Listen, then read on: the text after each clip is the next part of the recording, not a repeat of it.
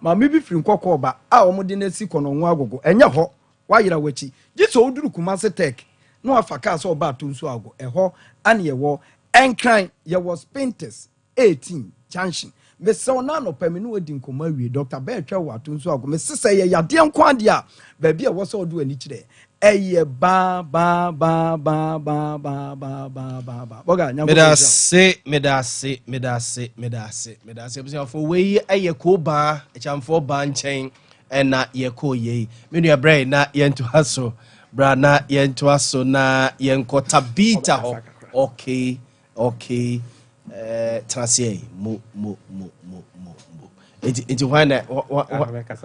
maminti we yɛda etiefo ne ahwɛfo ase ɛna anɔpɛ ɛnam so yɛ Monday foforo Nyankopɔn ahyɛ de ama yɛn yɛbɛtena se dwada bi ase ana Tabita ho nkɔmɔ na yɛba abedi na yɛakyerɛkyerɛ services a yɛ render ɛwɔ Tabita sɛ na bɛyɛ obi tifie na yare bi ha no how bi ɛwɔ ne nipadua mu na ɛkɔ so no ohia yaresa na ɔde n'ani akyerɛ Tabita clinic Tabita sɛ de bia yɛba yɛde tudwa no yɛ services a yɛ render no ɛyɛ ahodoɔ bebree wo hwɛ yɛkyerɛ akwan a Tabita clinic ɛwɔ ahodwo Daban Cindy Junction a wobɛhu Tabita clinic yɛ numbers yɛ didi dwuma ɛyɛ 0260 19 62 19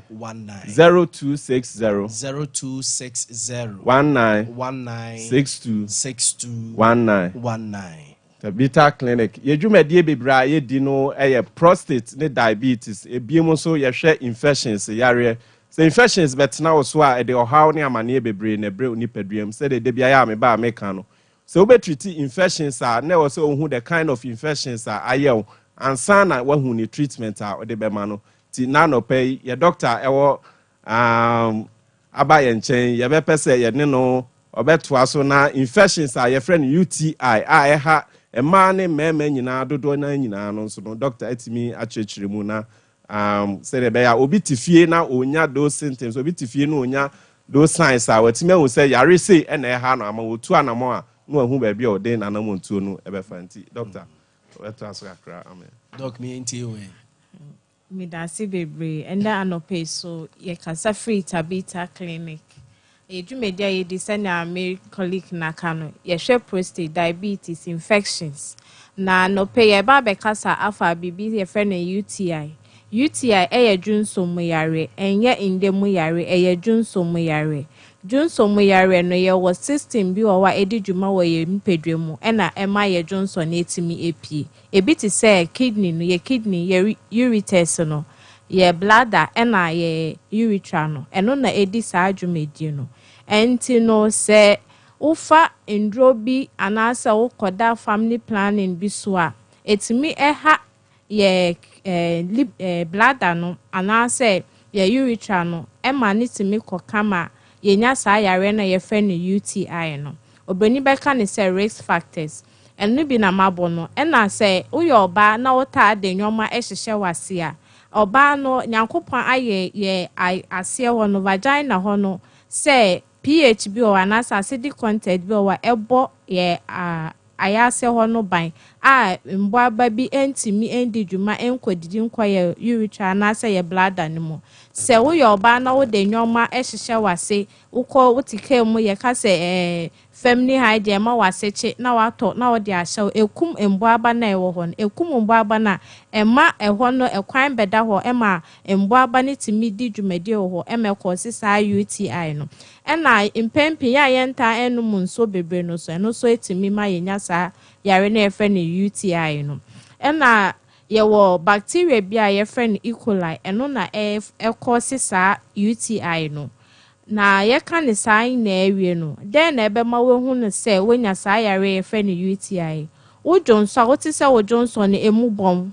na wo Johnson tentem so wo Johnson ya 5 minutes in seconds na wa den wasan ya Johnson na wo se Johnson no so moja kakra den eba Johnson mu sign symptoms so ana se wobɛhu sɛ wayɛ ase ɛyɛ wo ya sɛ wo dwonso anaasɛ wo dwonso ɛkwa wayɛ ase ɛde etumi ɛyɛ wo ya wohu saa nsonsanso nyinaa na ɛkyerɛ sɛ wonya yare no yɛfrɛ no UTI anaasɛ dwonso mu yare saa yare we ɛyɛ ntumi mfa saa symptoms ni nyinaa so ɛnhwɛ sɛ ɛno nkoa ɛne yɛntumi nhwɛ sɛ ɛno ɛna akɔs ba yɛbɛyɛ other labs anaasɛ scans ama yɛhu sɛ ɛno pɔte na ɛde ɛyɛ yɛbɛfa wo dwonso na yɛahwehwɛ mu anaasɛ yɛbɛtwa scan mbɛɛma no yɛbɛtwa ne kidney ane ne prostate no ɛka mbɛɛma no urinary system no ɛhyɛ ɔmo bladder no ase nti sɛ prostate no ɛyɛ enlarge etimi shrink bladder no say na ɛma urine ɛntimi yɛde ɛmfa urethra no mu ɛmpie abɔnten te sɛ dwonso no ti say ne yɛma mbɛɛma no twa prostate ɛne kidney no ɛna mbaa no so yɛtwa yɛ ɔmo abdomen no ɛna yɛfa ɔmo dwonso no so ayɛ na yɛahwehwɛ mu sɛ yɛpɛ sɛ yɛbɔ yɛn ho ban aba yɛnkonya saa UTI dɛn na yɛbɛyɛ ɔsɛ yɛnum nsuo bebree mpɛmpɛ yɛnum nsuo bebree sɛ wokɔ hospital na yɛsi wonya yare bi te sɛ gonorrhea syphilis anaasɛ chlamydia nduro no yɛde bɛma wobɛhwɛ so na wano ebi wɔ hɔ kɔɔ yɛ ayɛma na eduro no ɛyɛ course antibiotics na ɛyɛ course ba ebi wɔ hɔ kɔɔ yɛ ayɛma na eduro no 2 days ɔnom yɛ na ne ho atɔ no na wagyae sɛ wogyae a ɛma saa yare na yɛfrɛ no UTI na etimi ba bɛtena wo so nti mɛsɛ sɛ mpɛmpɛ yɛkɔ hospital na yɛma yɛduro a yɛbɛhwɛ so na ɛden yɛtreat saa yare na ɛma yɛnkonya UTI no ɛna ɔsɛ mpɛmpɛ no so yɛtwe yɛn ho efiri nneɛma na yɛde hyehyɛ yɛase no sɛ family hygiene ne saa nneɛma na ɛma yɛase ɛden ɛkyi no ɔsɛ yɛtwe yɛn ho efiri ho anɔpɛ na yɛbɛtumi aka afa ho no yɛdwumadi a ɛnyɛ wɔ nkwan na yɛdi sɛnea medi nkan kaeɛ no yɛhwɛ prostate yɛhwɛ diabetes ɛna yarewa bebree hypertension bi a ne hypertension ne blood pressure ɛdɛ akɔ so ne nyinaa ɛdɛ yɛdi saa dwumadi no ɛwɔ yɛasɔe wopɛ yɛkyi akwan yɛwɔ Daaban Cindy Junction yɛ telephone number ɛyɛ 0260 0260 19 62 19 ebiemu nso sɛ bia na enye infections na abetena so na bia opese wafa yefunu na opese ohun sɛ abofra na oda o yefunu ye bema ana oba obetimi abaya so ye ho sɛ de odi to dwane scan services nyina nso ɛwɔ hɔ sɛ ye pelvic na opese obetwa akwanya nso ɛwɔ hɔ sɛ abdominal na opese obetwa nso a akwanya nso wɔ sɛ prostate nso na obetwa nso a akwanya nso wɔ tabita yɛ adwuma fiti Monday edi besi Friday yɛ hyɛ adwuma ase no nso na yapon no 90 yɛ sɛ obi bia how ɛwɔ no so obi bia amane ɛwɔ no so a wako ɛma no ɔde bɛdan a ebetimi asɔ ano ɛde ama no ebiem so yɛ home services obi wɔ hɔ ana bibi nti na bia wontimi ma yaso yɛ hɔ sɛ ɔba abɛgye ayarehwɛ ɛno saa no frɛ numbers na yɛde to dwa na yɛbetimi ne no ayɛ nhyehyɛ a yɛbetimi aba ne nase wɔ fie na yɛtimi abɛhwɛ na ma bibi bia nso ayɛ kama de ama no sɛ de yɛdi kan de to dwa ntabi ta yɛkyerɛ akwan wɔ Daaban Cindy Junction Accra nso wobɛhu yɛ wɔ Madina Firestone ugina Firestone for bridge na se hɔ ana yɛ branch enso ɛwɔ nti ofrɛ numbers yɛde to dwa ya oba yɛbɛhwɛ kama na bibi bia ha obia no yɛtimi aso ano de ama yɛda se pa abuziafo Tabita clinic na yɛte wɔ monka no abuziafo kwa de yɛtete wo bia scan ahodo nyina so no wɔn ɛyɛ bi wɔ hɔ no mo ɛsɛ do mpa cho bɛtra se ma me na menhyɛ enkomo na se de yɛtete ne sɛ yɛse confusion kakra set in one DC ɛma sɛ wokɔ national kra no a amanfo na ɛkeka wu de yɛtete no sɛ there's a crack in the NDC over appointment here. Mampene John Dramani Mahama ye ne ho ma owura siedu nketia ne certain high ranking members of the NDC if he say any appointment na ekono nkosa ne omusi epeno and oba Ashanti region so a NDC amanyuku no yetete se yi kakra ewu masiedu atena si mamene no enhye eno nkomo ase asiedu keteke leading member of NDC. Or you're the first Ashanti Regional Youth Organizer, meboa. Deputy Youth Organizer of NDC. First Ashanti Regional Deputy Youth Organizer of NDC ewo if you ha say ezedu ma chen ya media yaw na if you boko erade na dom ne mo mpaibo ye de erade ase ma me ne honorable Kwame Kape enkodi nkomomra na afi memema siedu akwa aba na ye nto enkomo no so honorable good morning nampa cho ho ye Yamina do yen ye na mo so mo ye. erade adom ye so so ye ho ye saa Ya eja me fa mo fidie we so echia mo nkrofon mo tafo nyina na obi a. yo bi aje so honorable nkoma ye die ye Muhammadu Tua the course of parliament vetting committee we ase ekoye ntoko a mate committee so mo nhwehwem wo wakọ committee nanim ama committee no atoto wano obeka ne se ekwan ya committee ne fa so ebusa o questions so mo invite o na ye fair ne kwan so ano no ebusa sa asem because of unuanom MPP for ensmo mo ka say the chairman of the committee enye fair ukọ committee nanim eniam akọ say E da se ohun a ye nuano mo asama mo ka no emfa. On say e dey na bias na mo ka. Ona me be gira oyo obi a oyo Christoni oyo obi a ni parliament say papa we in terms of integrity any be obi a ntimi match him. Is somebody who is very religious. Committee no kwa dia ohun ye dia si eno na obeka ena ono so won foresee obi a na won fa asem bia nhye obi anu say cafe enti yenianom they are just running away from their shadow and yenianom omo frustration e ha mo election was election frustration and e ha mo because up to now they haven't come to reality said omo opposition because omo number no omu nim so omu be lose the election but omu nim say when it comes to parliamentary election omu be lose seat bebrese enti ayom nwa enti the omu ya no frustration ayom in addition to that no committee no nipa do our committee no so omu ye 11 and our sector representative ye 22 ni nyina ye 15 enti who ye standing order your order no in terms of quorum for transacting committee meeting is half is 1/3 and 1/10 of 15 and year 5 and yeah confirm work committee no so some year more than 5 then na mo start when nanu enye bibia omo niama ni nyina target honorable Kuyeto Ablakwa because of oral issues no because omo kind this is say you frustrate omo be grele and that time na I say omo ye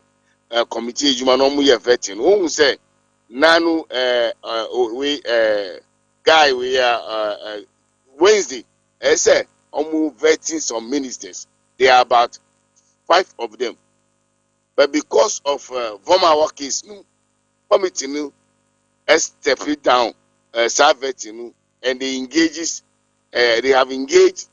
former concerning assembly or council committee for no omo scanning yamanama and omo so be proving oba eno so no be pacho Saturday no ese omutu aso omutu a we vetting so but omagin you almost say that Saturday no omutu aso and at Thursday enti omu di Wednesday vetting edika Thursday enti ese omu vetting nipa more than over 11 but omu a shishe say omu be start we are omu antimi we are there can omu di be carry forward not understanding ni by no enti omu start here na they don't have problem with Akando. Omu Okuyeto Ablakwa na almost said there be because of Okuyeto Ablakwa can some farmu enti or can some be for omu enti omu money kwan say omu be ye 2 hours vetting behind enti also the whole day omu be spending the whole day on him. Okay. Because of that no and now chairman ranking member say omu mpini no starting grow for no say omu there they won't be part of the vet because omu abre ubre a obetumi akọ normally yeah who opposition we are minority na sasam no sasam we mpini a esa ujai committee na ukọ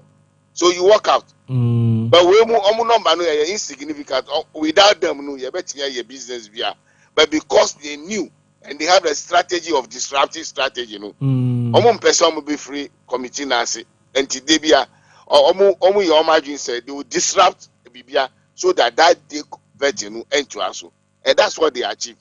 And Yemu committee, yes, young and they say there be state properties. No one say in Ghana, no, Emra Makwan, when you look at chapter 6 of our constitution, directive principles of state principle, no, article 41 and 42, it is enshrined, especially the F states that we a citizen, Emra Makwan say, will be say, I buy property, as so protected. Yeah, we know some started say microphone any table, yes, penny on best. Okay. And because of that, we stood on our ground to protect state property. Okay. And they always continue shifting the post. Okay. First, Omeka should say penny. The next time, almost see speaker here. The third time, almost see the chairman of the committee who are biased. If the chairman of the committee were biased, now then omu representative can committee no omu stati jumano na omu minority leader instructing us omu free way committee na because omu mpini they don't want airing of the vet, you know, they don't want the vetting to go on air. But omu prefer somebody in camera. So what are they alleging? They shouldn't run away. If they think they have their hands are clean. He who come with equity must come with clean hands. No, someone here, let the Ghanaians here and let the Ghanaians be the judge. Why are they running away? Okay. So they should stop attacking the chairman and stop those things they are doing and focus on the reality. Okay. That's me. Alright, yada say. But Obasako committee na nemu bioma na say omo invite na okoya presentation na enwano no. Bibi almost from America, me over ready to go there. Okay. Okay. But yeah, body behind they be almost 100 times Ebeko. Okay. Honorable Mamenda Wasia no penya me nshira opa. Yo. Abza for nti we Keta MP ene na kwakodi enkomo no. Azedu ewufie ha sei the first deputy Ashanti Regional Youth Organizer of the NDC, Azedu Kiteke. Anopei meneno esinkonya sasoso na honorable Lord Inunsa Lansa a former MC or Tafo Pankro no abaton pesuaso ono so ba beka ho na yedi nkomo maransa na nasi edu atena se meneno enhye nkomo na se edu ede na ekoso wa NDC mu ate se mobonyo so appointment no Ashanti region na se nipa bia na nkomo ni da omo so se ombe nya appointment nya do na abai e na national so no ese confusion kakra esi ho no mo bibia e fine. Oh well, bibia e fine. Yo, o de mama fa kwanya nso na menchia afiyam se me ni wunhia program bia ntia memo afinhia pa afin ko betu yemfie so na afi me fa kwanya nso nchia me classmate bi teacher Kwasi Kunto. Okay. Ya owo Mampon Binim. Okay. Ya me classmate no no bia me chia na no paper yamanachi yo Sadema esi wa fi mu meka se me ade me first time wa me hunu bi edi nka bre bia no yeto abawi a yete appointment committee na nka yene a ye be di application be ko se ye pe di bre bi no o ma free nyina na nka o ma vet yen ye wi a na nka sankrofo no ade o mo report akoma president enti wo ho a ya bo udini asimesi wona so ame kokohwe ho wona kokohwe bia KME ni ade na nka bibia ye fine but afi we dey say yewura wo sachire mu kakra minim na adwene dia because appointment no eye wono ani prerogative obi ani sutumi ka wono nko ano na mom dia afi we dey koye ni say all the powers no ma regional executives ena meka say constituency for the normal say abrebia me free so ami me covet on say so ami executives ni bi wo ho. Okay. Na wo mu di me ho adanse sampa o asimesi waye say wo so ami waye say bi kura fi about one man campaign no man participate bi me kokon me ho ne ade na nka wo mu de sa ne ma no ababo ba we no mum de ye hunu ye ne say wo mu say obia apply de ya me yakura ne say yasa agi yesika ebi no mu suro say e beka ba say mo copy positions. Yes.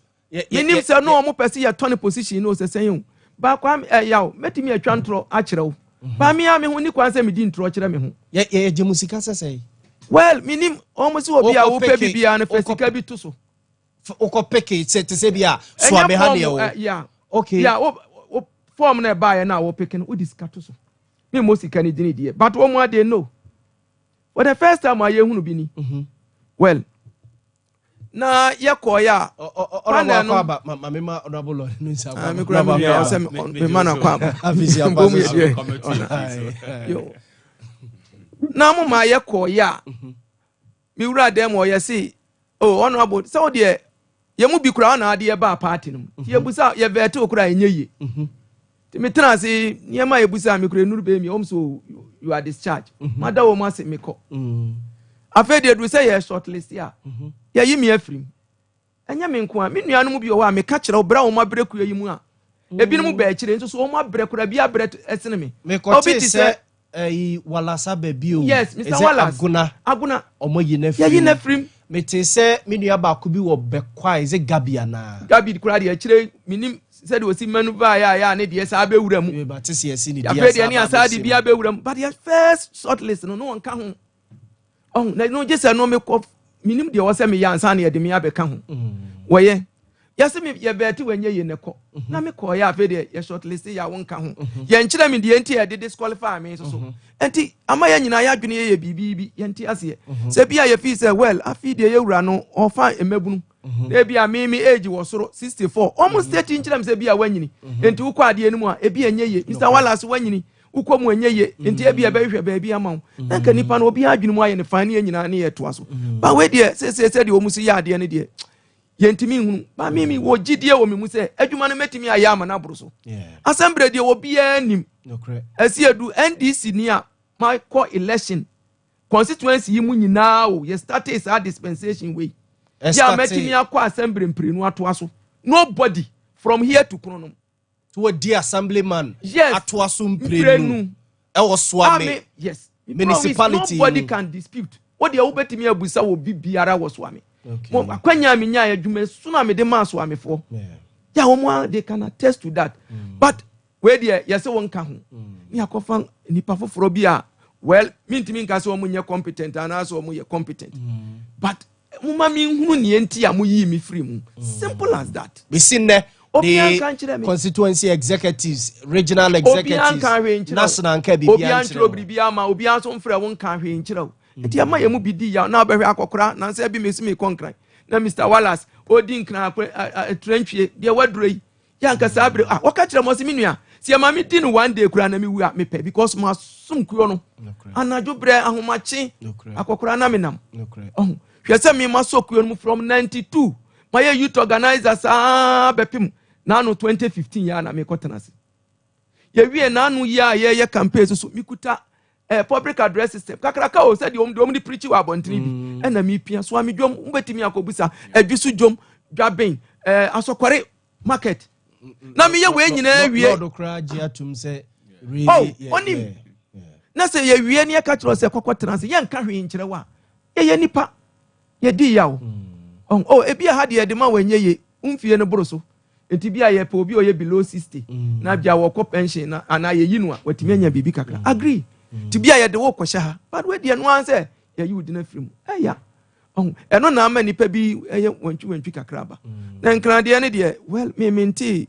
nkrade na ke me your Ashanti regional minister any other appointment bi de akono sa na munim se bekwa na we mia ke medienya mai ya mia de Ukraine regional minister ne say yehu se muntaka from Ashanti region and yehu is it Kenneth Gilbert yes Kenneth J from Ashanti region on also called works and housing na mia mo fa si Bruja so and Bruja eco defense as deputy na mo presidency so Ashanti region say papa say me offer say Nuruddin no nyina nyanya Nuruddin Abbas na appointment Asafo Eje nya bi enkola ne de me to me o mu nyanya ba bi say ya me ni problem me kura me no message do ya mama bi na mo ya mama hunu ne enti ya yi me afiri mu me ni problem because ye nyina ya busua ba ko yes ebi na me ka se broja ya me wo fa ase enti se wo ko no ya me ko no awantimi nka se ko ya wande me wo fa ase direct fie ba kum enya nchen kura enti me fi se president wo enya bi na wo fa ase enya bi enti ko tenase ya me pe ne mo yan kan kirew de ye hwehwa no nya bribia ye ne obi e ni ntokwa na emu ma ye hunu ne enti a ye yi wasi nchen na wo so wo mu akakra watimi wutirimu aye fine watimi aboa 2028 e ben ha ya o ye nwie afi nche ba esa ka mfi meka se mfie miensa ni esa akoto aba na mo ye nyina sabio anye sabio buru sabio so obi hwe ye so ne ode ato aba ye mpese ye de no be ye te se sabio honorable lord no mo de no a na ye kan na binu mu ntie no ya kofa ntinsan so we ye ba ye on I was I can say nyansa suyama ye ni o lesson to all of us eno na me pese ye nhunu yes aden amwakonyin minister me no na nam 2023 mu ko oboase ko ye campaign ade nyina akola no ye very good or ye very eloquent bibia mu o intelligent pa me nka nada woni ni di nkomo ahu se na dwene mu abie e de ama no amini problem na mom se de be ya ye be kama ye ne ye ko obie ne nyame nko a obia bo bedwo no ni nyina yetimi atu anamompa no eno na me hwehwe yawdie wo ho pa o ya nipa di yaw aden bebrebe ni nyina ne enka hwe nkyerɛ odi a se be ye wo ya yes ye from mo amalu me kai se emre bi me call election national propaganda deputy propaganda secretary national and na me lusu ye ne elusu ye ni nyina his excellency the president Yaw Boamah ofre ye nyina ko pedia college ene ye kwotena ase no se mo amalusu ne mo amawe ne no nyina no ye nyina ye abusua baako momfa momoa ni munim de entai wo mu a wo mu awe ne nachi na ye ntimi cross 2016 papa no beka so ye prophet bi o se ba bia de ma no aye 2016 o cross a NDC betimi atena so over 30 years eti yamwa ye nyina so we se de o se ye no ye mu bi bebre no edi akire samra ho enum nyina ye frɛ ma kwasi ahoi amna ahoi da bre nipa a wantimi amma sa meeting ni bi ye ya boatini jan na ne ma me ofa ya boatini jan pa na ne ma ofanko a na ntimi amma mse wono nko a ye ne aka nyina akohia yiti mensa no ne ade ma ye nyina ya toato adwene kama na nya na anya because papa no onim se 2016 na edina mpa ena ekoba ne sa ba ye nyina ye de ye hu gi mu ye de ye betimi biara ntimi me de ne se ye mfrɛ ye nyina na ye ne ye ntenase na obi ase Shante regional minister wa bai onhwe Shante region ne ekɔ obi nyina mu nya abotare enam se enti na bia ye yi mu firi mu e bia so no so ya ba ko pɛ ne ye bɛfa no ba ko pɛ ye ntimi fa ye nyina na mo asoso mo busam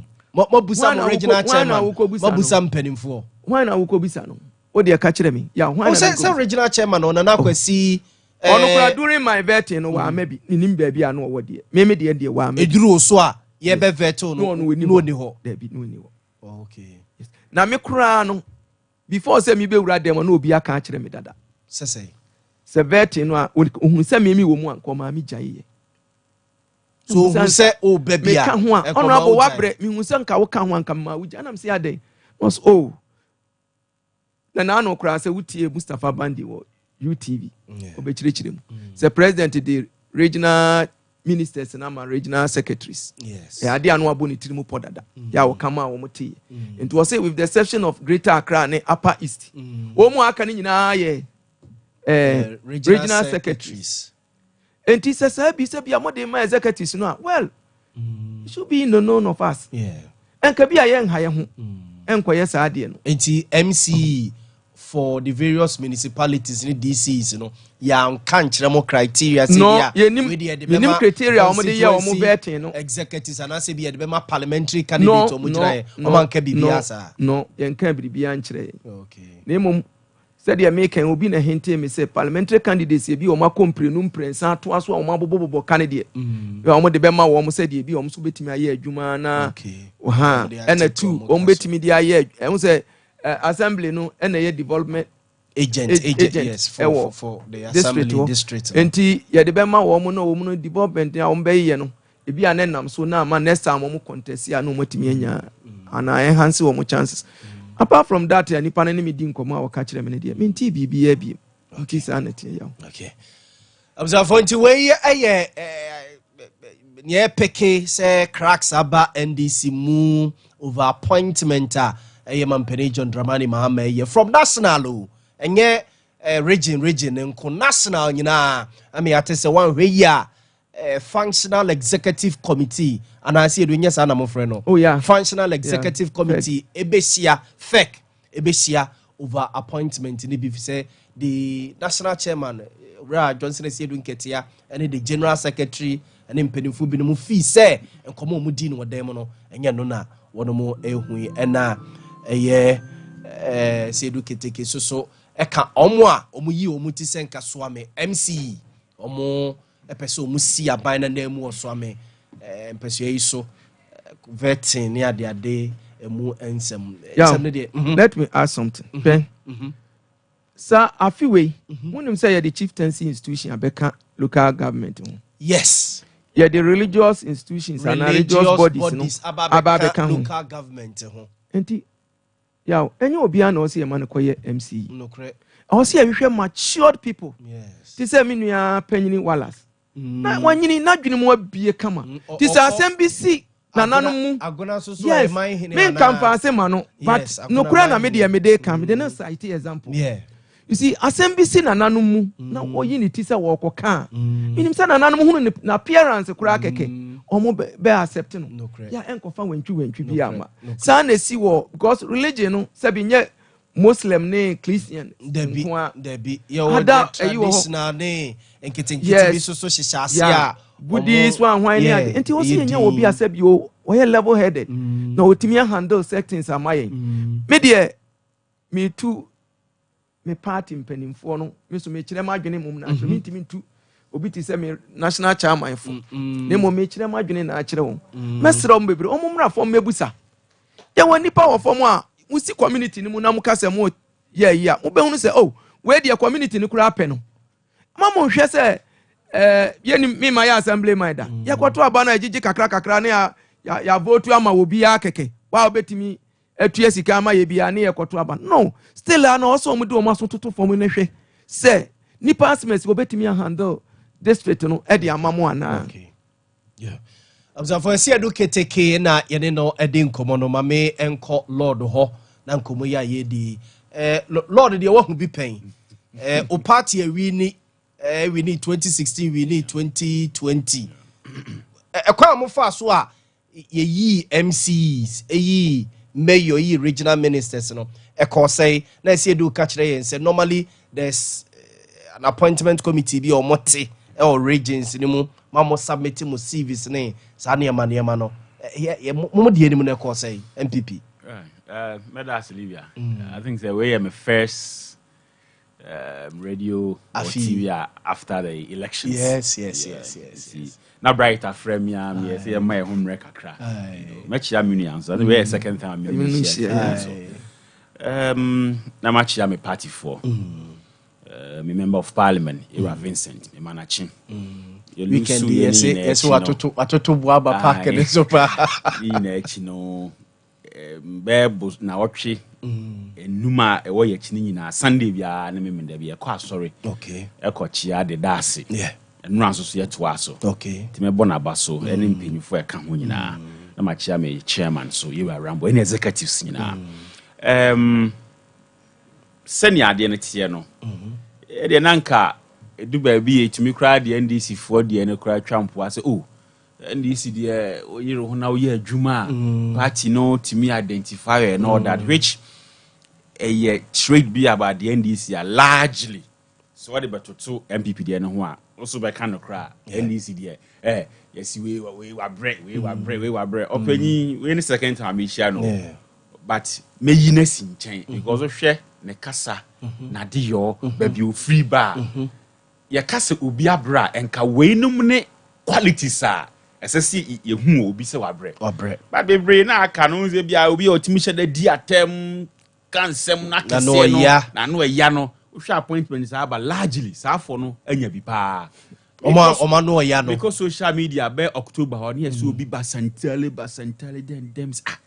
the first time pie ni video so am hwe ne comes wow that is typical of the NDC the otimi di atem kansem akese o na abre Safo numpo the NDC recognizes them e show many monyam nti ema yerade de emi yakakra because sebi swami away baby o free bar nimde ne se ne o kan kra ne ma dia ba kan ena form e na se de o ba ni bia nso so no ema ekofa how kakra ba for the first time me ne Nilante Vanderpoy ya adwen omra be September October how ba yi ministers na omoye vetting obisa mateje minister cause a question be say on gin this say the position of MMDC is no yeah my quite to say preserve for constituency executives no on gin is a problem ana fantastic question enunti no yetiwe say onye executive now kokunya sa position no credit ba bia na what problem kakra the need be show because you feel say sa position where they preserve for constituency executives and executives. Like he was saying say in common course what them they say regional secretaries no you share that you say the regional ministers because say as so you win 2016 as you share that my regional chairman yes it is on pekra no a nyoba be regional minister bia no must come from the chairman nyoba recommending no ne ho edin you know we mu nyina na du ba bia ya na ha adwen kakra okay but me nwanwa wo NDC because omo de omo yaade si ese obi abre ni odi atemu ni oye party adwuma ye kan nyina bom na se ese wabra unse large NDC timi yidi pani pie I getting the point ba benya MPP a obi di say Lord News akra man pose obi feel say why Lord News I getting the point but I see when NDC mo me be MC mu nsem bebrebe ba na maba se me pe MP abe Spanish ka bebre ho de yemisa de onya iska no ba me emfa post no ma oye hwan obada be nsem bi a me metimi ate afa masum wo bra me be MC no some your NDC a NC some of us nke darling boys me so ne hwan wo NDC so he no yes ofosu kwache mo yes Felix kwache ofosu me so ne omo NDC yes James Agedembuaten exactly se obi bet na radio so in a position be yi ne ho ne ye ya da okofi ase obi gina wachi pe waku ba me ma post na hwe me hwe topics are bright this and me ma hwe so die NDC NPP na chance ne de wo hi owura na odi NDC bae no ne na odi to aduane adikura se na edin ma no mebo a yes se na odi yekogairu an kraka mebo na chance no obeye eku form a government eku wi as eku wi sen enyo no na wo TV mienu bo de ma yemusuo no wo ka mienu na yemusuo no na odi yekogairu an ka no na obeye eku nsu wi e form a government na mu a be see 2001 nso so na story e the same ana omo kodi ye kire nyina beye adefo mi pese mbisa mi nuamu MPP for yenhwe hwesodie bi NDC ni sebe se onibi ehia ne brubro na oyi ni yamya party adwuma na party ni hye no animonyam a forever and ever NDC for hunu se oye darling boy and oye grateful to the party so party for ni nyina so ehwahoa no mo benye sika mo nsisi adan mo ntoto cars ye hu na ye do no ye nso so ye tena afie mfinhia aduasa ansana yeba jekufo atimi abedi nkunim in the year 2001 ye tena afie mfinhia aduasa no nyina ne ye henfo a lawyer for a doctor for new okita for professor one more agu abrochire business people ye tena afie mfinhia aduasa no nyina achi hakma mo jekufo mo na akufu admo chairman sabunso mo esimo ye book long Kennedy Japan mo meboa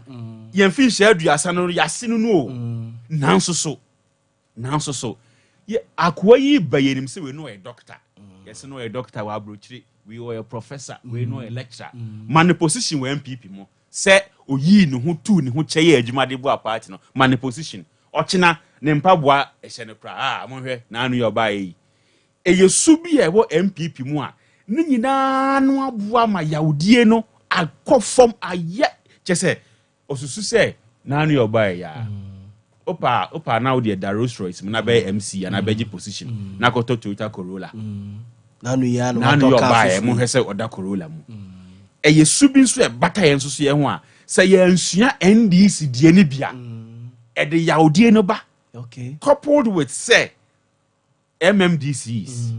now na me hear the bride sending me o say mahama say memo obi antu kwan with first class yes first class na ye di hu nkomo no pay I mean chiro say the fokra ye in and out ye 2 billion 200,000 Ghana cedis first class in and out the fokra ye 200,000 Ghana cedis yen ba ban mu no me fele me asset declaration in December 2021 okay me kaisa me fele kwa me so nti me cast me ense na nyina me hyem na amfa hyem na wo akire ne akwu wan e no na ese se wo de hyem me wo me cast me ensa me de hyemu sa be na mato me fie ya metimi na mato me de hyemu me sika na eda ho me be MC me ni nyina wo choro ka sika eda wa account mu nyina ba choro account number ni nyina sa oh yes sika me be di MC na eda ma account mu no mi ko fie no ma anya sika ni mu half sika wo be di MC water account mu no o choro na eda wa account mu no me di account number ne bank details na ka ho no enne minister sika ni bi da ho adinja good meje 5,000 a month 50 million exactly a constant 5,000 for 3 years ivie mi ensa na say na ebedi ye ni nyina e bosu aketwa na 5,000 okay 2022 beye sabri ya na de letter fi aban mu ba se MMDC bia opese utu kwan kwa abrochi no eye wan kasa wasem wa na obebo ka exactly hinti mi hu we na me se hwe uni kwan se okasa assembly ma say be a conference I will call conference fee and now plenty no not even per diem 2022 directors bidding me dance here this letter from the presidency okay say obi obetu kwan be wa wasem let alone to talk about say we call fly first class me cry me am say na plane united plane back enti nyansa well I mean excuse my language do e bia we say mfa hian kan kwase ase wo ne no kre wo anopedi ko ba say ediane e de be serve okra no o first class way different from ye na e wo mole line so is it different wo bebre you kan kwa rocha de hian se ma mentena kwan na no wa hwe wiem kakra no me pem pomambo kwan no okay say bia me so akọju so na bi o mi ko icho o hian me chen first class ba o ka minim reason e be ma makọ ye se me nya ska dan makra ro de nka nti na ye tu kwan aye yankase asem ene ye dia to constant 5,000 a month me bisa say directive your there way on to us normal MMDC is 5,000 a month President Yaw Boamah exactly yeah 5,000 for 3 years it aketu amampani akufo de mamo as MC is 5,000 for 3 years expect say mampani John Dramani mama beto aso for the same thing more 50 million na ye de mamo yes because reason ye de man say enimo mo heading attract but money animo mo ba 2016 no yeah I think about 15,000 no mo 15,000 16,000 thereof yeah about 5,000 for 3 years enunti ma hu say general secretary and former general secretary omo chronicle nyoma bebre bi omo susu say ka ho bi na ma ye lusu ye what you say meti hoyi bebre benya ho abufuo e wo say we MC adentia ordinary said by want me amwa no me meje 5,000 a month number 2 what is so special about the position of MMDC say you didn't have a contract oh yes anamebwa was sign contract on 300,000 or sign contract on 200,000 at the end of the day no say ba na sa pe na asudi bia be da so say ye nyina anya abre na nya nti wo sensen a wunya 400 300 no enu bi ne ye ben ye de hwe party yeah ba ne enu say sanity nti me share me party for boss boss bia me ti o maka 2,000 a support kakra na party de bro ye ko ne sa ne ma na ti because na enso wo be ti bia tua secretary ka kakra be ka no na otwu bia nso yi wo na otwu da yi da na me support wo mo ye be hu reality no me ntimi anto asa support no so okay adentia ye party mu nko ade ma me na o mampanyin na Akufo Addo ase I will forever be grateful say daachi bia kopim si Yesu beba ne medin ho se me be MC me boana ye ono na da Roma na mada mi ran kansa buodu nso ase na nkansa buodu ayeboafo our council of state mun kan ma miro Tuesday china ye se ya tuma yero na ye china ni monyam na me fa omo so na di MC na me ni yero achi me nsabo nso so ahu nanso so me ka bia for the general secretary ne former general say aka amatiti bi afidie so nyoma na omokeka ho omampanyin na usi na na mu no ye de ono ane di besan hunahuna wo ya ode me nua no obekai me ba mbe host program koma na me ni wudi ye besan de ni di hunahuna wo adentia o akochinchin ebia mpese me ye adwuma we mpese me ye adwuma we ebia under common fund under bia World Bank facility or secretary city ni wa hye ni nyina awie ni e de hu sika sem nyina aba no enya akoduru nkranpe no ano no yafa de ama ye contractor OMC na se DC no wa yesa she one woni wadwuma e fo na atena se ye pese ye Ratchet Park Storm Drain we se ye kwan we se ye no mo hye hu nyina e hu document de ko na ya hwe yi na fe de hu sika nyina ba se okay bia me kai me ho me say 20 million 18 million 15 million sa ne ma we nyina we hu adwuma nyina de ko a ne afa yes o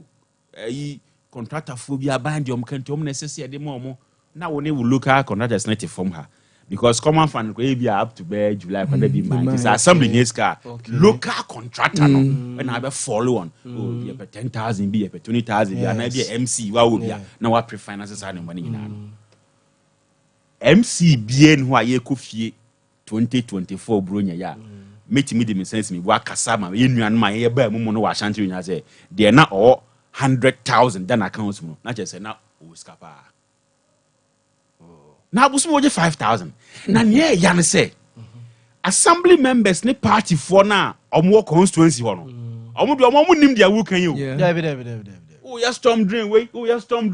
nti wanya kakra oh ye way ti ono akeka ne nyina bom a akwa ne tiri modern meanwhile ya fra won kan ne ye teawa aso ye ndisi ni and ye dey propose na ma o kan kure se kanwa no tum na enipa no dose ne ye ama na me ndisi ni kanwa no tum na nipa no dose ne ye MC ama me di ni me ndisi ni na ade post na ma me ana ye ni ano e de kasa say both MPP ni NDC nyina mo wo ye de ni ye west niema hyehyehye mo ho na matratra ye de ni because obetena because per the nature of your position no usuro so be kasa ko ye go di na de ma wo omini say wetima hunahuna obetima ya me yi because you don't have access to the president ye ko abrochire ye ko conference usoro no pa obon say African for no mo ba bi no omo phone so papa on the president nya interaction na afreni pa na bisa na ho no ye den obekirechire mbawi no we organ ko assemblyman and so our access to the president. We were conference now. Wako no many dim. Yes. Our copa diaba. No, the president and a more common platform. Or more interactive. Bragana. No money common platform. Money president be interactive. Niakwa can be only minister at that platform back so. Me kaya ba ina mampeni frey. I think say once as twice. You call PDRC lodge only any MP's interaction. In this one when you bounce on near you because only akwenya bia oni omampanyin interacting enti wo ho asem nan ne yakoka kire no near party for koka near minister ekoka near we koka na wo ade o unya kwa ne we wo be hu ne yi ye be yi once na watimi yi ho ano okay enti na adwuma na din obi di boni ahyew obi ye hey on so at the end of the day basa ye bia si a MC ni be ko first asa kwa na asem no hwie mu nti or my constituency na sakasaka crowd for say it will affect the MC na ompenasem no oni ma panyi ni asem bia aka obi wan si ya yiw nti contract ne ba now call yirim kakras adan na say omampanyi say na nipa na o representing no na ade ono ani din say hunahuna ye tena we hu mfie miensa enne adofo nyina da ne atamfo because they three more than ya ba fie hwe December 10th na ya loose no so anhame anhame ne say me share resource no eba no de me honhom ne me kra ene ka kire me ane say eyonyame na ye na dwuma because nka we de nka bradwe ne ntiase so nti as a Christian no sa gidie no na me nyaaye from 137 to 88 from 51 to 41%. Nyame na ye na dwuma ti me fa no din se Erade pe ena na Monday na Monday me ho na mo manager frɛ me marketing manager or bank okoyi 30,000 say hey na silver koyi 10,000 Ash FM ekoyi be 5,000 times because na me ma sana na me check yes, every time yes. MC ya me 5,000 me do party no bro so ma abato afa me tenant na so from March because Silver FM Silver Radio my ba Ash be August na me Sompa account TV and radio me spending close to 200,000 on radio and TV personally penyi bia no amamo na mane ma mo na mane se oma misika o nanso say ye twaska for communication enti komo na de da no da kubi ni afre oh lord ye de 10,000 bia se no ya fa afu nke efe me kasa medwene say da kope aba ye continue betime luso na meboa na I was so confident me wani gie sunku woni aye ho say me boka kra me sro omo munya na kese boom no obi yi ni bottom ska se da me yi de party adwuma na me ti weka adwuma na me from 2014 me turn my tongue with me to na boom ya party adwuma me sro because baby na me free ba no sa afi na me prisika si fie ni sa na enya dadwen ti de ebenya bia na ye party adwuma ni ye che ni ye sei won so bibie no so abekra be so ni pani because so say what dey sin sa no correct onya adoye mo bi man so na ni o nti pa na me pentempa se awuni a me gya konye ho akwa ye lusu ye na ya miya because dia na abeka dia convincing you susu say wanya amana bro so na manageri agi obetena akono so betena so bi 5,000 a month nti mfie mi ense nyina no MC bi no betima ka che ne bank say o man bo 50,000 last week ni na mo pedan ama baako it is very normal ubedi na tem say okoye MC 3 years mo na mo say sika enye owi ase de bi mada ba edi na nsa na afi na hwe nipa na so say na brabo mu aba fama obasan edi na tem so eno anko ama wo say wasem aka na enkwase asem so onya sika no dan ma say de wo kana ada na wo hye na afipe na brabo asesa e kire wo say enye de na wote so a na enwanwa say fu obi a te dan aban dam na se fo obi a ne man ketenkete bi me na metemi am fie enti say ye betua light bill na water bill mrana makwan sa because fie ne fie okay but nanka me kotena the rented apartment aka ni nyana ka me nyana for free me the ma staff nipa enum connect 5 bedroom apartment planning nom call management penifo num nom kotena free I getting it when ya fam contract no papa toilet kra be di akira besi from toilet ministry ni be di akira abesi ni e do common for na to tonyo ma unhia e dia brew control she di na daw so me so me si de me de omampanya nsia na mu na omampanya nsia na mu tetafo eno ase bosumi na 5,000 na betu nti se nko tractor bi na beye wadom se bi age adwuma no ma amfa ma no kra da okofa ne ba bi nya na ade a enye den a regional minister o say lord mo amwo secondary city no mo masem ya me yachen obi a do you know why I signed a contract by 20 million Ghana cedis ya di ma contract anu wan kran unim no and so who approve as nyina una beye 20 million me kra me tafo kitwe ni o kabre on the soccer be at 26 28 million into obi o kabre or not to ten crew because they need so about 28 million Ghana 35 million Ghana 36 million Ghana by no control ye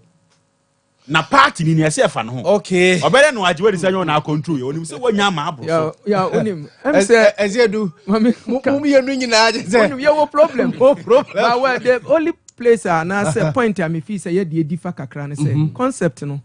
e bia na wo mo no omo ntiase on say decentralization no ye ne de buy tinka bibia ne de no local level local governance in there yes the rollings in man who be that e sanhye no e buy but omo be dane no de ne ko omo de mi hu say no omo wo problem me am hu ye say Maxwell ye me colleague okay Maxwell Fosubuache and me former MC so Bobie Dr. Professor Bobie yes me hu say no omo wo problem ono kra ne de na ye sene Maxwell de no honestly on the kai ba 2016 on the na common fund no kra ba kakra okay brother ne de okay ba Maxwell time de common fund ne ma ba na ne crop so hwe na nim da no yeah etian de mi hu ni mi dem say ade no am say ya wo metu munti but bia me follow wo say do say na de na ba be ye de a se de won san kan nya hwe wo me de me nyanhye mintimi nhye me president say chinchina on fama me de baabi a bebeto bia no minim say dampoye de wode me beto bia no me pe wa ma me bi kura me pe me NDC ni cause me papa ene ye me kura no CD a me didi akire kakra ansa na me wura eagle ne wa hwan mu a ntimi de ya wo mitum enti nya de se me no metimi asesa na mo me de ne se ade na ankoye na se de enti a wo yi me afiri mu no ma ka kire me na me ho so wontima se na mo se won ka hwe de eno de me di yaw fra me oh say regional minister won wa besi president anan yes Ibia nsi ukwan se obefre ye ne a ya ba list ne di kan ba ye ne bi so che message bi menya wa che say it was fake na enye the original the metie me deputy general secretary the aba no eno ano no na no me se metin UTV yes a program bi di impu obi kra na frame se minti na metie no o see ya shortlist 3 no mo be vet o mo wa akra ba bi so che say president betimi asam miensa ni na ho na yes lobby ho yes wa appoint the betimi a obi betimi a lobby na bia ya boni di na de mini na mka say ade no de e president no ansem e ono an right obi say me mercy edu upon the ekoso ni nyina me no obefa me a ma so say yes president at the MMDC's appointment ni bibia ma the national chairman and the general secretary of the party or the ama party no secretariat no mo anati committee and no mo na ebe ye say na ka we dey how dey na problem aba well say na mo no so de ma make us a local level a region for no okay and no mo no so kwakwa na yes won ka ho because obi wa region no ne won ka no ka committee no on fa wudi nko ono no so won favorite okay ye nipa obi a won de enti bia o asi edu de obo ne me baji achinyi dodo me mfa no nko ma me we no betimi a control no ma me mfa we nko asi edu ye too rigid o ben ne na mben enti wo de ye mfa asmesi enti wono a wo betimi a ye sa na e ma no a yes enti me say sa na me hu no because obi fi say won timi control no ka tro say na mokura wo so no no ba akuo num ebere na watimi a control no be found to be fa do no betimi a control no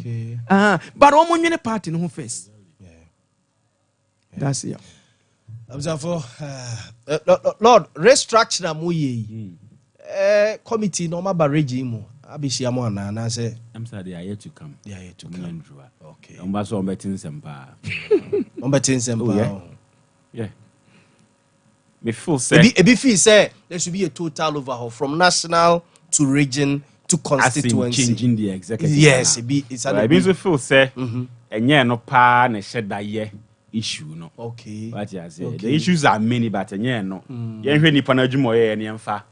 enje na so party aweni ana say wadi nkuguo no oga so wode ko she general secretary na de ko she chairman yes obi a betime nya ne portions here but largely no we feel say that is not the way to go. You betimi aye ye ho aduru yie a be hu say obi a begene de obi a wone de okay obi a wone de party ni a wo form a wantene ne ho anya adwuma because osusu obi anya sika asasu no nso eni NDC fo mu on the ne party wo power na ne hia no ba ye ni sasu no delegate sem any moons and sem wa ma misika me so me nkoto a efe 2020 etena wa asan be 2024 elections look at sika ko bi on so onto ni na e be den ya de yo e kasa e bi say president Nana Addo Dankwa Akufo-Addo should learn from Mampeni John Dramani Mahama appointment ya as in say almost say Mampeni Nana Addo Dankwa Akufo-Addo per document da ho e che say ni CEOs any managing directors of power no about 70% no more bogus anomo nti o manyimu so as in the case of Yaw Boamah fresh last week he did hunkomo ye e court nti memo de SIC it's not Canada no buy na mo tam de man nti amafo fi say the president John Dramani Mahama ye ne ya yes ebi omo ye young but omo ye party fo a omo ti kroi mu omo nim party ma no ye betima fa phone afre no onim we ba onim no as in the case of when P complain say oko forestry commission CEO ho e ma ne pamo no MP e ba wo onim no onim no wapam no se onkode asem no ode ba nti wantie na wapam no nti amafo fi say no me na wo ya adwen but you see you tutu kwan ga kwan say abrochi for no some bre party no okay UK, Ireland, Germany, America. It can from so bia ni ho say onu yi sika boom boom wo position no mu yi ni boom boom de ba mu hia pickups mu hia na mo de ba na ase position de onya yenye enka onya nkeye but the ACC no ahya say na emu bi nhye dampe because asem no tia atwa nyina ne say mpimpo na akwa yesi enim ni na ni ono tetafo it's true onim enne de how no ba no ba say enya sika wa na bibi but se ne obi abeba me office na party fu abegu ho ne e bosiri hehe we free ya because onya ate say lord abe MC na o mi twam am nchia no me but sa abrocheni no onimo eno so ha party no ha form no I getting it and na say baby o mo de da nyina so ya baby a utim say ho de also be hwe form fu abetima yusu dia hwe form fu no nim form fu yi go her salary near the APP abonti be ya but onimo bia why na eso akọ no se bia ode ne ha kra akọ onimo enti obema na appointment kwa na se ye hwe baby ade ne call no ne sa ne because omo deserve omo so contribute omo ye adwuma so that is the problem okay and na enye se bia na omo kan youth and na youth no na wa ma na no so ma youth no pa o so we youth MPA youth ati azie yeah by the youth bebre jamamo tuma kwama Maxwell no Maxwell ye youth yeah no de end ye crowd what the can say because na ye dama to sre by ye was being so musu nyenya na musu so equal youth by ye de no minim kofi ofosu nkansa ye de no party bia ye wo mu o ye youth o man CEO or your youth o mano position ya konkan within the next 1 year no or nature presidential ambition within 1 year or person go to MPB eya na mo pe president na di table do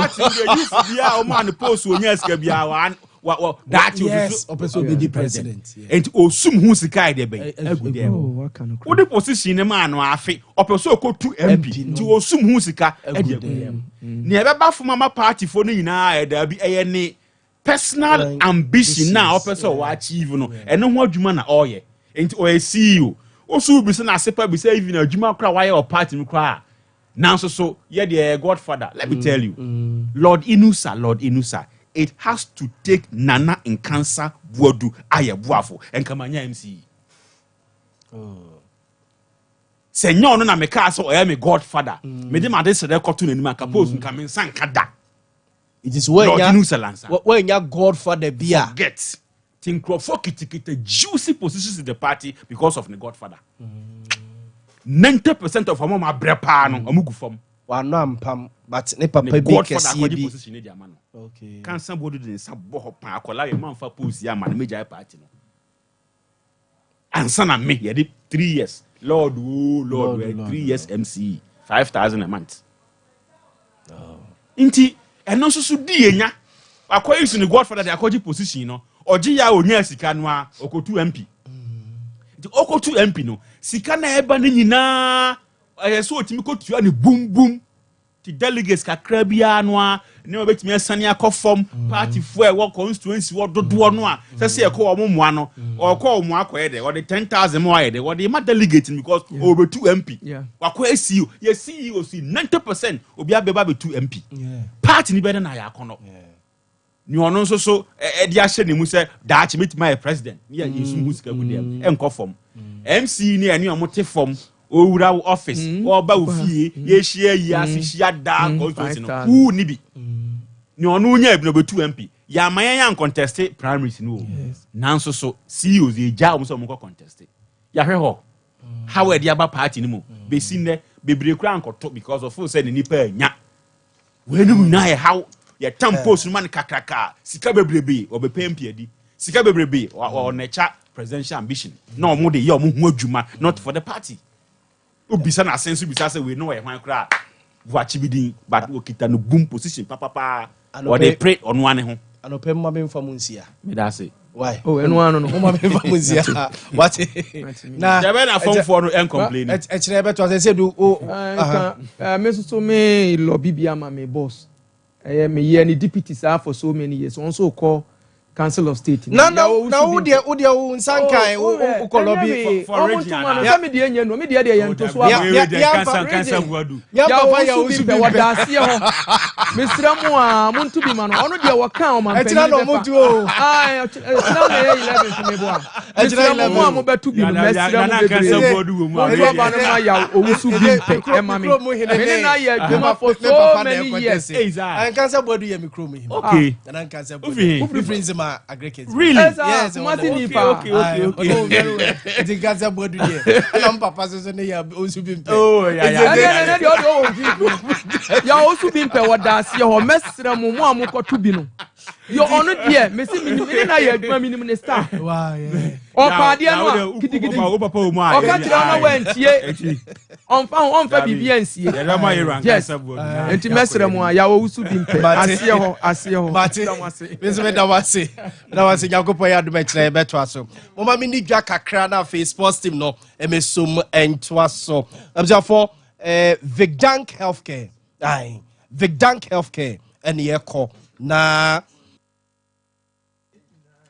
sorry abjafo Vigdank Healthcare na yeko na yade bia ese ayeko ankro eti ni pedua no mu bia no abjafo yako amomatu ase de amayen yewo Kumase ahojo daban sokoban J Kufo Senior High School no the dancing honomo a na yewo Vigdank Healthcare abjafo ko na yade ne te se de kura no a yitu de free ni pedua ni mum 0247665436 and na yewo asase bi wo agrek ngomase Hope Exchange Medical Hospital no na nche honomo a 2 plot 100 by 120 each observe wani je ho a we mansu bi ani ho na bibia so bibia e fine no akusum krompe opokuare school na chi 0249917998 0249917998 and na ye call St Andrew Senior High School ye de ma na call courses ahodo a ye wo secondary school mu nyina St Andrew Senior High School ye bifa akoda no ko na ye ntete ne ye emfa ema ye campus so no edo so pa admission na offer 0244 696911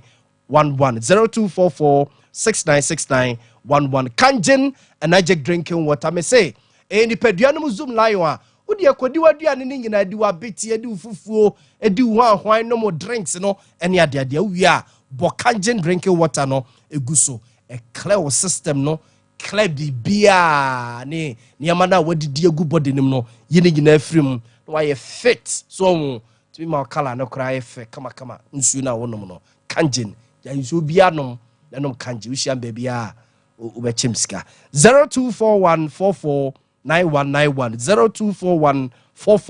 0241449191 na yeni ho nkomo Obo Herbal and Medical Research Center ye ko honom na stroke nom o kidney no ayese nsuo bi ababe tata ho agiregyina ho kidney na sei ni nyina no ko Obo Herbal and Medical Research Center honom ye wo adoato adomanu bebi asof ma beton no dokono no nche honom a ene ye wo ene ni nkomo 0249 761508 0249 761508 Aiming Scientific Herbal and Alternative Medical Hospital yankwa and a bibrema say yama yetumi krata ye operate as a herbal hospital bema stroke num bade bema mo pa wo yade bi ese ye kwankro kidney osa boche se bebia ni pedua no de abzafo pa yaresa ko Aiming Scientific Herbal and Alternative Medical Hospital ye wo Achuma Techiman kwakwada so kwana so 0277001234 na yenin komo Dawood Herbal Clinic abusiafo udompe no ne usisi no mu etutuo nyina fo ne ekire edjuso krapa na Dawudu entutu wosasa bro ne usisi yade ene unompe no okon ade bia ya wo ya ne usisi ya eyo ya wo body ne ya achimu no fo ne ekire Dawood Herbal Clinic 0241244012 0241244012 offices emano obu on ma otimi de dwane no nam de me bu mi nsa 2 days nam de me come baby 3 days nam come baby and ye keka ne sa abusuafo ya de obu nsa no ya say ka oje obu nsa entimi meye flow no nse da meya oba eduru ba ko a ebeboa wo eye offices eno a na sese wo bia enom balance hormones no so ho sada nyankopon ye wo enti fa nkotu ho na me de ne ba 2 days ba 3 days enti wo de wanya ho debi ko pharmacy shops and the drugstores ahodo ne kopebi 0596607858 time herbal mixture eso so ye no nom malaria nyina ase betu a time herbal mixture wonu mu ato duane nya odenom time herbal mixture na wono nom time HH no so eka ho 024441 7669 0244417669 Yaw toothpaste and then the two brushes no so e odwa so and one ye di twitwi yese na ye de apo yese am yese no aye fita baby a ye tonto ne ma nyina so pe yas like you say wo de atwu se apo se Dimpa Natural Health Clinic Dr. Sante se watena se abusuya se ye ulcer ye ne wotonchia ne ye tuase e de ama Dimpa Natural Health Clinic ulcer no aduane to ye mo a na oyemo samfono obotafono wuntime na abusuya ko eye Dimpa Natural Health Clinic de chems baby ana first mention health insurance e wono body ni mo e hwa na Dimpa ye wo 0245118434 0245118434 Fibo Venture so and the asphalt toothbrushes and the Afri-Fresh herbal toothpaste abedwa so a and so na busuafo obia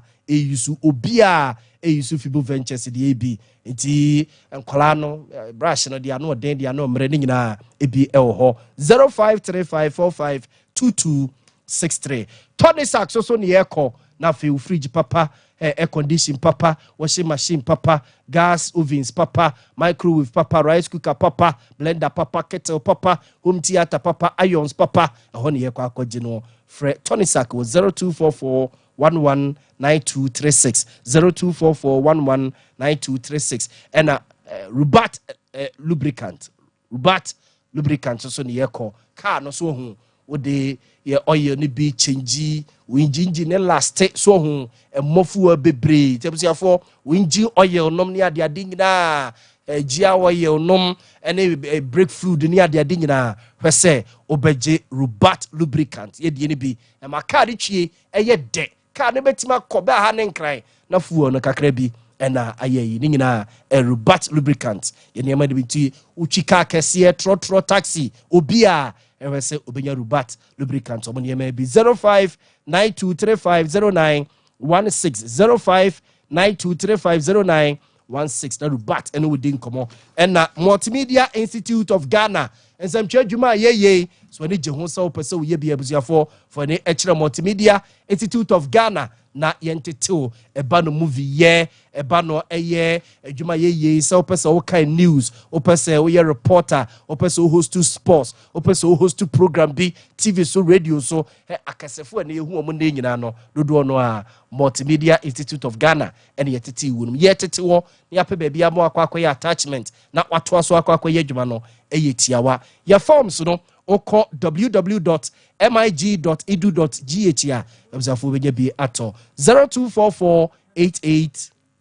0244488418 0244488418 na one Multimedia Institute of Ghana edin komo yes sorry so na happy birthday to a constable Lucy Ajiman of Ghana Police Service FPU bebieni eho and war from Brajo or say happy